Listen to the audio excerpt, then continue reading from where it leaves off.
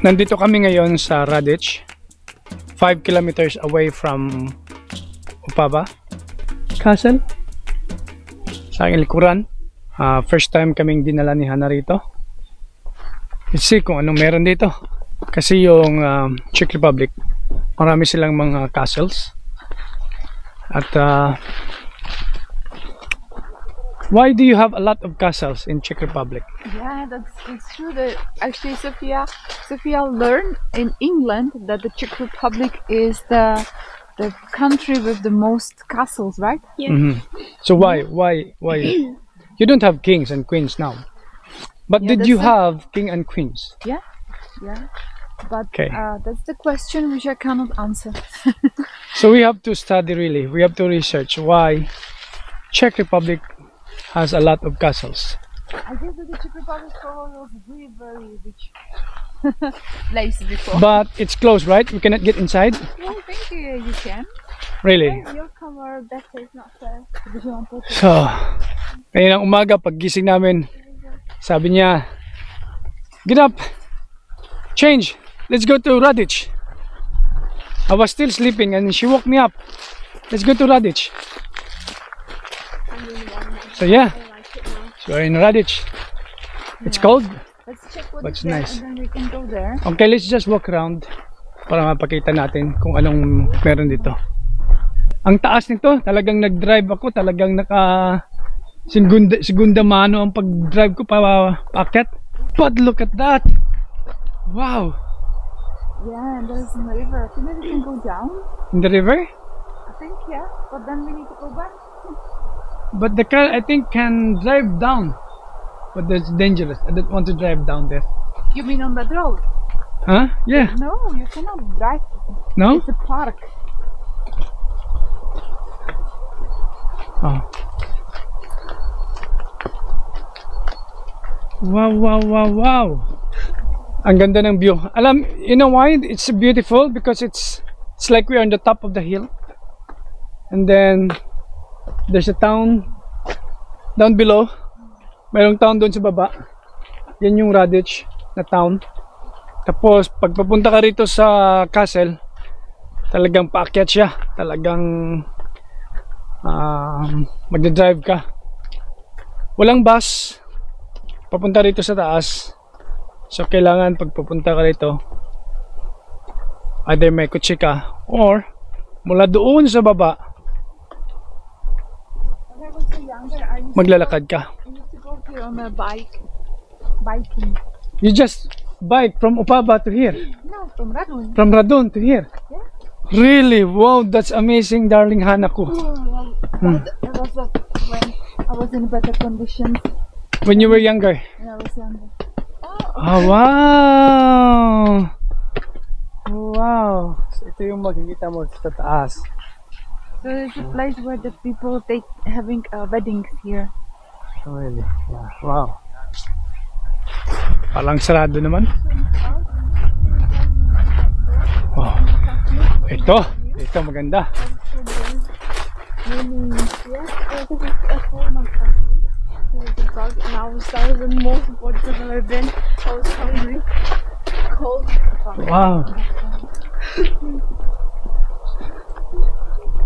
Ganda rito. Ooh! Kaya lang so scary. Nakakatakot. Huh? Nakakatakot dito. Sobrang taas. Nalulula ako. Sobrang taas. Oh, it's huge. It's much huge, bigger than Radun, so you can walk everywhere. Yeah? Yeah. Itong castle pala na to, na-build to noong 8th century. At inalagaan lang ng gobyerno. Kaya parang tourist spot na rin dito sa Czech Republic. Malapit nga ito sa Opava. At mga 20 minutes drive, kung hindi ako magkamali. Kala ko nga malayo. So sabi ko kaya una-una tinatamad ako, sabi ko makulimlim panahon, malayo. Sabi niya na malapit lang. Kaya yun, andito kami sa Radich Castle. At medyo maganda ang paligid kasi bundok at talagang pataas. Medyo malamig talaga dito sa taas kumpara doon sa baba na temperature. kanina pag drive ko, hindi pa ako nakasuot ng ganitong jacket at wala akong glove. Ngayon, talagang tulo yung aking sipon sa lamig at suot ako ng glove. Pero ang ganda ng paligid. You frequently been on this place before? Yeah, when I was when I lived here, yeah, very often here. Like how old were you? 13, 14. So me and my friend, we just took a bike and went here. And my friend had a family in Hradec, so Yeah. many times. So ito, dito sa kaliwa, kung ano yan, kantil. Ano kung tawag dito sa kantil, yung talagang cliff. Doon din, sa kaliwa, talagang kantil. Kantil ang tawag namin sa, kantil ang tawag sa amin yan sa Bisaya eh. Kantil. Talagang mataas. Pag hulog ka, talagang dead na dead ang iyong body. Dead na dead ang iyong body. Yan. Pero maganda ang paligid. Maganda ang view mula rito sa taas. Makikita mo yung town. Yung town yan dyan. Banda. Nakita yung kabayan. Yan yung town ng Hradec. At tayo ay napapalibutan talaga ng bundok. Paano kaya nila tinayo rito yun? Sigurado ko 8th century talagang lugar na ito masukal to. Pero nakapagpatayo sila rito ng castle sa tuktok ng bundok. Okay, literally ito ay tuktok ng bundok. Okay. There is a statue of Bista. I don't know how you say it in English, but when you have only the statue of the head, we call it Bista. Bista. Bista of the Beethoven, because Really? Because he stay in the castle for a few days and visiting the castle. Okay. Okay, let's see. Where is it? There, I think, if I'm not mistaken. Let's move forward. March to Beethoven. Ito pala si Beethoven. Ayan siya. Sophia is going for residential in April. Yeah, for 3 days. For 3 days. So she will be away from us. So she will be in residential and be with her classmates for 3 days. Look at the view. Pataas kami ng pataas. Going uphill.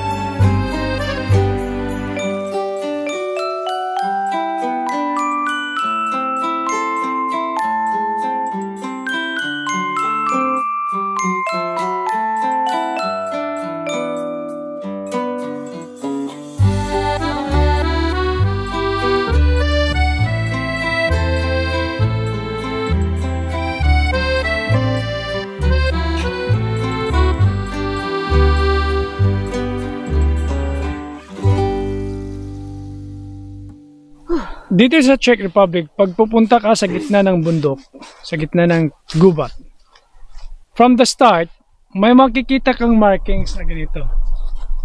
Mga ganito. Ganito. Ganito. Ito, mula sa start, sinasabi kung saan ito papunta. Yung mga ito. May mga kanya-kanyang destination ito. So kung maliligaw ka sa gubat, sundan mo lang yung markings na gusto mong puntahan at ito ay magdadala sa iyo sa iyong patutunguhan. Kasi ito, palabas ito ng gubat. Pero parang town ito, parang village. Gaya nung sa Kinahana, doon sa gubat Kinahana. From the start of the forest, may mga markings. Itong ganito, papunta ng Kolokovici, ganito another village, ganito another village. So kung maliligaw ka sa gubat, sundan mo lang. So dito, every like 100 or 50 meters, may makikita kang markings na ganyan. So talagang hindi ka maliligaw dito sa gubat ng Czech Republic pag subukan mong pumasok sa loob. Sundan mo lang yung markings.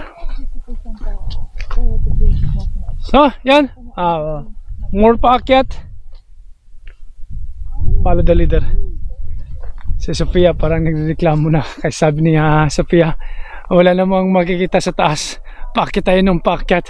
Nakakapagod na. Pero parang exercise na rin. So, alam mo na, pag nagti-teenager yung mga bata, panay reklamo.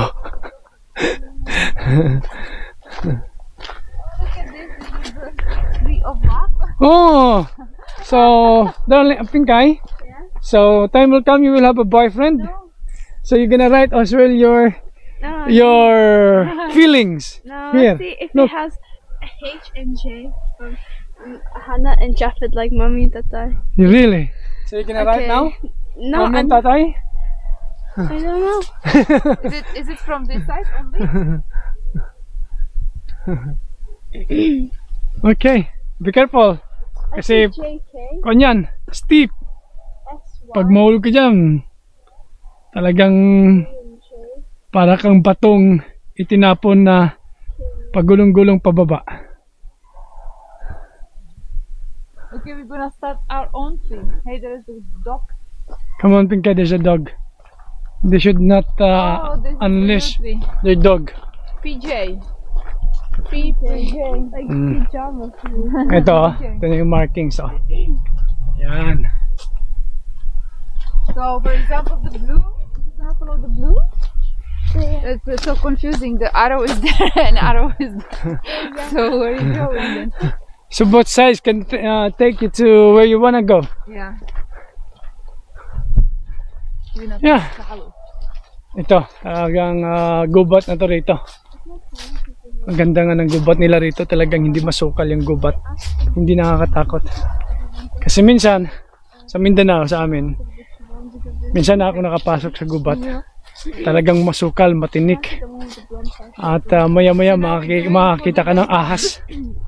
We follow the red one. Follow the red one. Okay. Woo! Pero maganda talaga rito. Talagang nakaka-relax. Yeah. So kung wala ka namang gagawin sa bahay nyo, sama mong pamilya mo, punta kayo rito. Sa Radich. Lalo na sa mga Pilipinong nasa Opava, malapit lang to. Kaya lang, walang bus na papaakyat. Yung bus doon sa town, pababa, sa baba. Tapos baba kayo ng bus. Papasok, aakyat kayo ng mga, siguro mga 2 kilometers. Yung akyatan. So mas maganda, meron kang sariling sasakyan. Ayo, ba? Talagang yung punong kahoy ay talagang alagang-alaga. Hindi siya pinuputol, kaya yung walang landslide dito sa Czech Republic. Ayan. Wow. Ganda. Aling! Hello! Kaway-kaway!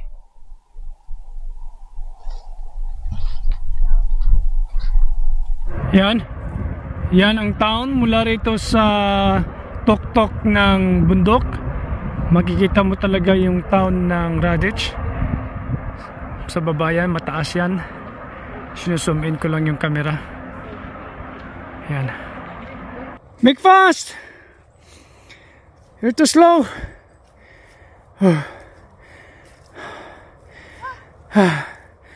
Gabi inakit namin. Sobrang ganda. Ang taas ng inakit namin. Papakit pa yung Sophia. Nauna na sa amin. Grabe yung stamina ni Sophia. Talagang paakyat to. Woo! Ang bilis niyo. Wow, Sophia! Okay, last point. We will go there and back. I forgot about that. There's like a... What did you say? Ingay, wait for us. We can go there and back. Okay, There's a pool. let's go. Somebody poop here? It's a rabbit pool. Rabbit poo. Okay, let's go. Over there. I think there's a tower. Woo! Talagang napagod ako dun. Grabe inakit namin. Ito. Talagang steep yan eh. Pakyat. Okay. Akit pa more. Wow! Kita nyo yan? Mula sa tuktok, kaya pala talagang itinayo nila yung parang hut. Parang hut. Ano ko yung tawag nyo dyan? Para makita mo talaga yung town ng Radich. Mula dito sa tuktok talaga ng bundok, makikita mo yung town ng Radich. Yun yung castle. Yun yung castle. Yan, mula rito sa bahay kubo. Yan, makikita mo yung town ng Radich. Sobrang taas ng location ko rito. Yan, sa baba yan. Pero dito kitang kita. Zoom in pa natin. Yan. Wow. Steps. 5,000 steps only. 5,000? Sobrang ganda, di ba? Ang layo na namin sa castle. Pero kayang-kaya kuhanan ng camera yung castle mula rito sa aming location. Sobrang ganda. Nakaka-relax dito. We're supposed Okay, to bring dito. our chicken here and eat our chicken. Yeah, we did not even bring water. So, yeah. Nagpacket. Anong tawag mo rito, darling? Parang bahay kubo o yung mataas na bahay kubo. Ang ganda ng view dito, oh. Talagang makikita. Oh, so ganda ng view. So beautiful. Ganda ng view. Wow. What can I say? Ito lang masabi ko. Sobrang ganda rito. Sa lahat ng mga Pilipino, sa Ostrava, Opava, Olomouc, Prague, if you happen to visit Opava, come here in Radich Castle, like 15 to 20 minutes drive from Opava. Ganda. Time to go back to the castle. Time to go down. Okay, okay, are you ready to go down? Ready? Ready, darling? Let's go. Let's go. Babalik na kami sa castle. Pababa. Tapos kung mayroong makapihan doon, kapi-kapi tayo. Konting kwentuhan. Konting painit kasi malamig talaga. So, yeah. Tapos ang ganda rito, sa paanan ng bundok, dito mismo sa castle, mayroong restaurant na parang cafe. Pwede kang umorder ng coffee, cake, yung refreshments para pagkatapos mong malamigan sa labas, magpainit. Pwede kang umorder ng sabaw lang. Pero ako umorder ako ng kape at saka cheesecake. What did you order, Pinkay? She's not sure yet. Not sure yet. Ice cream? You've been in cold? No. This is fried ice cream. Fried ice cream. Yeah. So what's that? They cook it in oil and deep fried? Okay, so we can do it this one if you want a fried ice cream or cheesecake.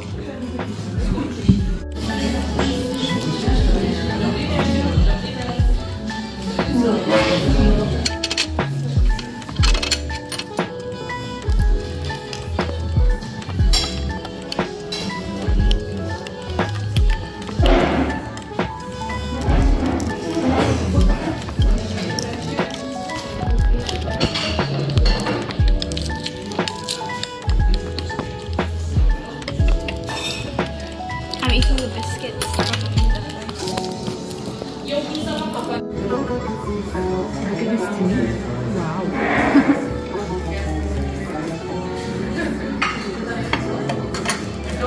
I feel like on the castle, you know, like a tea, how do you say in a tea? Tea party?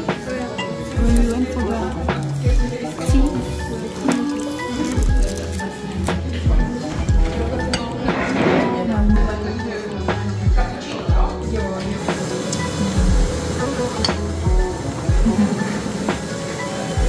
I thought I didn't like Coppola, but this Coppola is really good. It's a Czech probably. It's Chipopana. It's Chipopana. Cheesecake. Wow.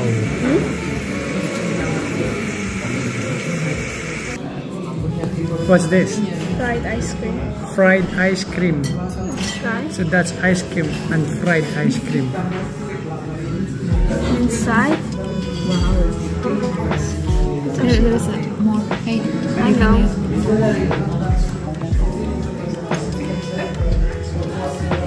you can use this one for your coffee. Wow. Is it?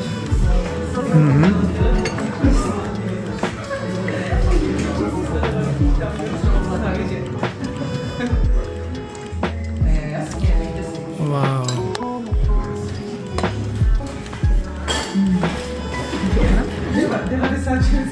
Amazing. I'm gonna try it then. I want to try.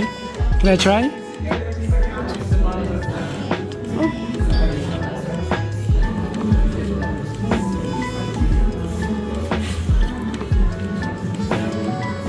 It's fried. Delicious. Amazing. Wow.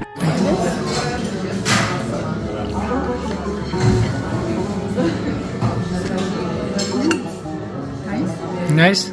You like it? I love lotus, so You like it? Good. Sarap talaga magpainit dito. Delicious. Sobrang lamig Very sweet.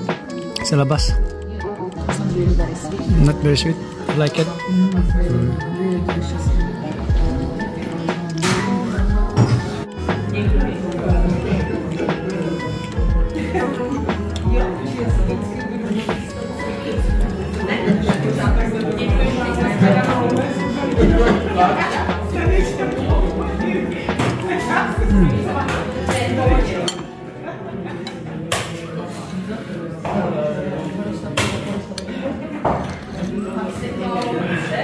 Mm.